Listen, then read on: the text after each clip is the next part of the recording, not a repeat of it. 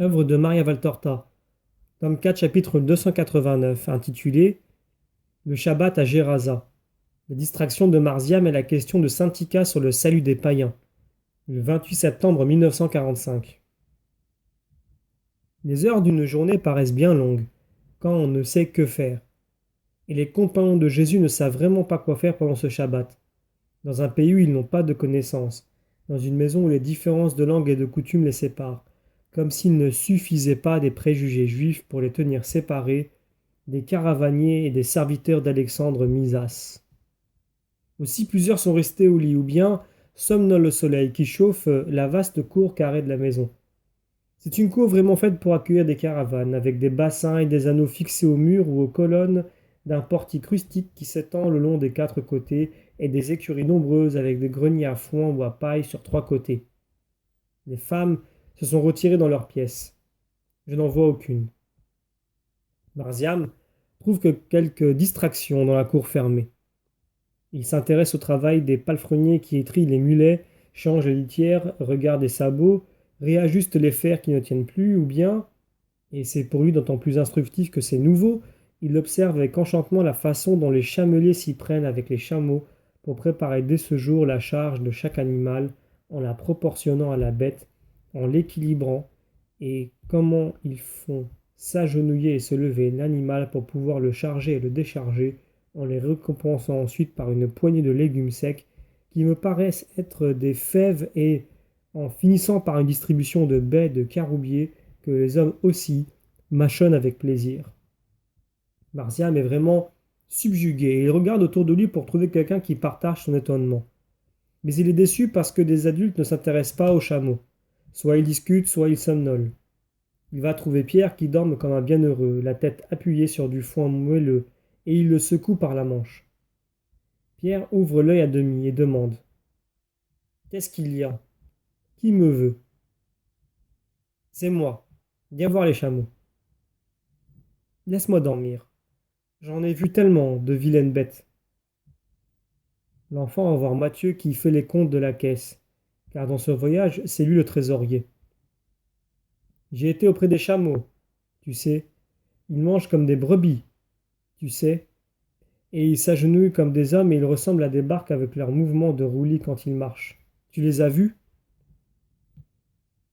Mathieu, qui ne sait plus où il en est dans ses comptes, par suite de l'interruption, répond sèchement: Oui, et il retourne à son argent. Autre déception. Marziam regarde autour de lui. Voilà Simon le Zélote et Jude qui parlent. Comme ils sont beaux, les chameaux. Et bon, on les a chargés et déchargés, et ils se sont mis par terre pour que l'homme ne se fatigue pas. Puis ils ont mangé les caroubes. Les hommes aussi en ont mangé. Cela me plairait, mais je ne sais pas me faire comprendre. Viens, toi. Et il prend Simon par la main. Ce dernier, absorbé par une paisible discussion avec Jude, répond distraitement. Oui, mon chéri, va, va, et fais attention à ne pas te faire mal. Marziam le regarde d'un air étonné. Simon ne lui a pas répondu sur le ton habituel. Il va presque pleurer. Découragé, il s'éloigne et va s'appuyer à une colonne. Jésus sort d'une pièce et le voit, seul en train de bouder. Il va trouver l'enfant et lui pose une main sur la tête. Que fais-tu tout seul, l'air triste? Personne ne m'écoute. Que voulais-tu dire aux autres? Rien, je parlais des chameaux. Ils sont beaux, ils me plaisent. Là-haut, on doit avoir l'impression d'être dans une barque, et ils mangent des caroubes, même les hommes. Et tu as envie d'y remonter et de manger des caroubes? Viens, allons voir les chameaux. Jésus prend l'enfant, tout rasséréné par la main, et se dirige au fond de la cour. Il s'avance tout droit vers un chamelier et le salue d'un sourire. Celui-ci s'incline et continue à surveiller son animal auquel il ajuste le fronton et règle la bride. Homme, tu me comprends? Oui, Seigneur, je vous connais depuis 20 ans. Cet enfant a un grand désir, monter à chameau, et un petit, manger une caroube. Jésus sourit encore plus vivement. Ton fils? Je n'ai pas de fils, je n'ai pas d'épouse. Toi, si beau et si fort, pas trouvé de femme? Je n'en ai pas cherché. Tu ne sens pas de désir de femme? Non, jamais. L'homme le regarde d'un air abasourdi et lui dit: Moi, 9 enfants à Ischilo. J'y vais. Un enfant. J'y vais. Un enfant. Toujours. Tu les aimes bien, tes enfants? Mon sang, mon travail dur. Moi ici, enfant là-bas. Au loin, mais c'est pour leur pain. Tu comprends? Je comprends. Alors tu peux comprendre l'enfant qui veut monter à chameau et manger les caroubes? Oui, viens. Peur? Non. Bravo. Bel enfant. Moi aussi, un comme ça. Noir comme ça. Prends ici. Serre fort. Et il lui met dans les mains le manche bizarre qui se trouve au devant de la selle. Tiens-toi. Maintenant je viens. Et le chameau se lève. Pas peur, hein? Et l'homme se juche sur la selle élevée, s'installe et appelle le chameau qui obéit et se lève en tanguant fortement. Marziam rit de bonheur, d'autant plus que l'homme lui a mis dans la bouche une magnifique caroube. L'homme met le chameau au pas, dans la cour, puis au trot. Enfin, voyant que Marziam n'a pas peur, il crie quelque chose à l'un de ses compagnons, et celui-ci ouvre la grande porte qui est sur l'arrière de la cour, et le chameau disparaît avec sa charge dans la verdure de la campagne. Jésus rentre à la maison dans une grande pièce où sont les femmes. Son sourire est tellement épanoui que Marie lui demande: Qu'as-tu, mon fils, pour être si heureux? J'ai la joie de Marziam qui est en train de galoper sur un chameau. Sortez pour le voir revenir. Tout le monde sort dans la cour et s'assied sur un muret près des bassins. Les apôtres qui ne dorment pas s'approchent. Ceux qui étaient aux fenêtres des chambres du haut regardent en bas. Ils voient et viennent aussi. Des voix claires et juvéniles qui annoncent Jean et les deux Jacques, éveillent aussi Pierre et André et secouent Matthieu. Ils sont maintenant au complet car Jean d'Andorre arrive aussi avec les deux disciples. Mais où est Marziam? Je ne le vois pas, demande Pierre. En promenade, en chameau. Aucun de vous ne l'écoutait. Je l'ai vu triste et j'y ai remédié. Pierre, Matthieu et Simon se souviennent. Ah oui, il parlait des chameaux et des caroubes, mais moi j'avais sommeil. Moi j'avais des comptes à faire pour te rendre compte de ce que j'avais reçu des Géraséniens et de ce que j'avais donné en aumône. Et moi je parlais de la foi avec ton frère. Peu importe, je m'en suis occupé moi-même. Néanmoins, je vous dis incidemment que c'est aussi de l'amour de s'occuper des jeux d'un enfant. Mais parlons d'autre chose. Au dehors, la ville est toute faite.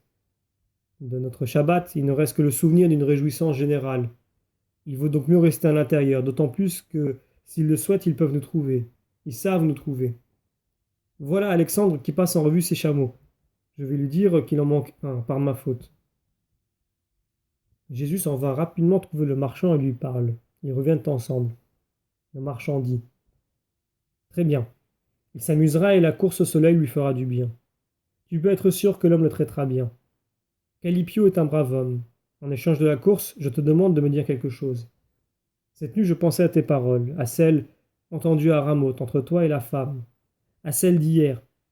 Hier, j'avais l'impression de grimper sur une montagne élevée comme celle des terres que j'habite qui ont réellement leur sommet dans les nuages. Tu m'emmenais haut, très haut. Il me semblait que j'étais pris par un aigle, un de ceux de notre plus grande montagne, la première sortie du déluge. Je voyais des choses nouvelles, jamais imaginées. Tout n'était qu'une lumière, et je les comprenais. Ensuite, elles se sont brouillées. Parle encore. Que dois-je dire? Mais je ne sais pas. Tout était beau. Tu disais qu'on se retrouverait au ciel. J'ai compris qu'on s'y aimerait différemment, mais également. Par exemple, nous n'aurons plus les soucis de maintenant et pourtant nous serons tous pour un et un pour tous, comme si nous formerions une seule famille. Je m'exprime mal? Non, au contraire. Nous formerons une seule famille, même avec les vivants. Les âmes ne sont pas séparées par la mort. Je parle des justes. Ils forment une seule grande famille. Imagine un grand temple où il y a des gens qui adorent et prient et d'autres qui se fatiguent. Des premiers prient aussi pour ceux qui se fatiguent. Les seconds travaillent pour ceux qui prient. Il en est ainsi des âmes. Nous nous fatiguons sur terre, eux nous soutiennent par leurs prières. Mais nous devons offrir nos souffrances pour leur donner la paix. C'est une chaîne sans fin. C'est l'amour qui lie ceux qui ont été avec ceux qui sont. Et ceux qui sont doivent être bons pour pouvoir retrouver ceux qui ont été et qui désirent nous retrouver. Saint-Ika esquive un geste involontaire, qu'elle arrête tout de suite. Mais Jésus le voit et l'invite à sortir de la réserve que la femme garde toujours.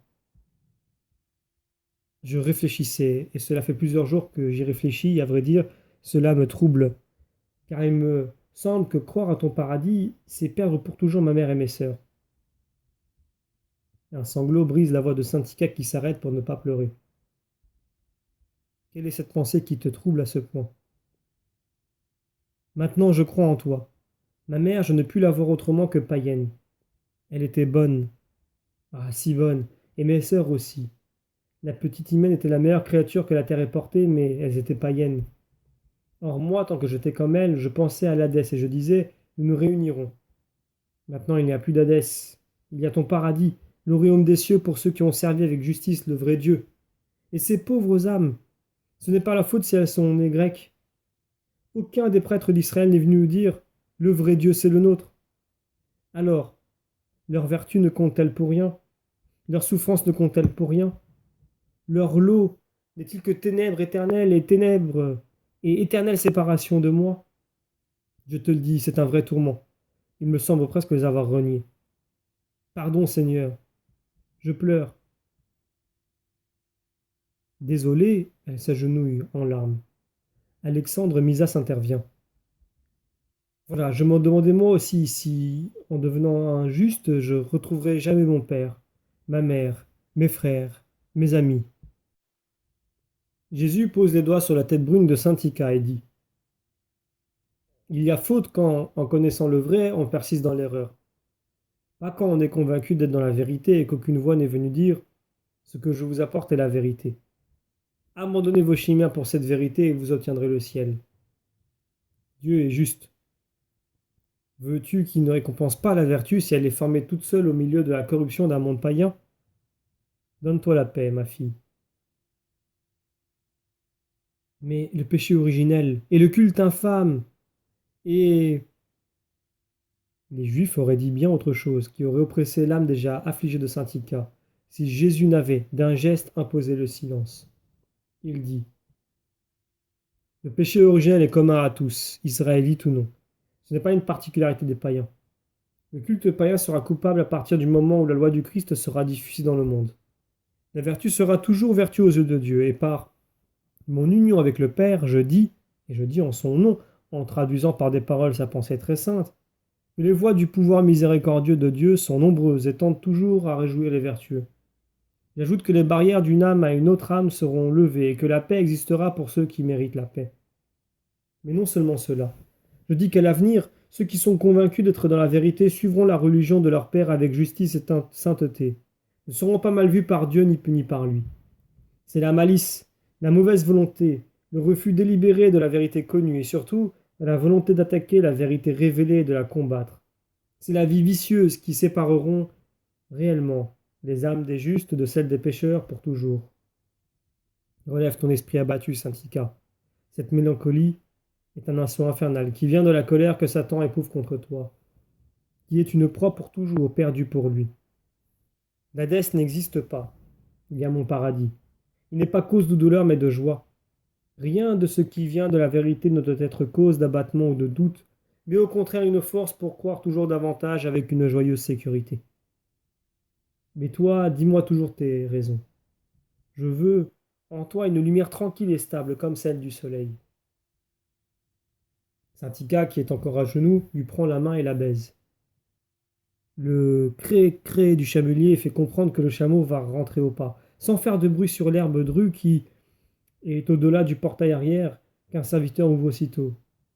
Et Marziam revient heureux, tout rouge après cette course. Un tout petit bonhomme hissé en haut de la croupe du chameau et qui rit en agitant les bras, pendant que le chameau s'agenouille et qui glisse en bas de la selle bizarre, en embrassant le brun chamelier. Puis il court vers Jésus en s'écriant que c'est beau. C'est sur ces bêtes que les sages d'Orient sont venus t'adorer. Et moi j'irai avec eux pour te prêcher partout. Le monde semble plus grand vu de là-haut, et il dit, venez, venez, vous qui savez la bonne nouvelle. Tu sais, même cet homme en a besoin, et toi aussi, marchand, et tous tes serviteurs. Que de gens attendent et meurent sans qu'ils puissent l'entendre. Plus de gens que de grains de sable dans le fleuve.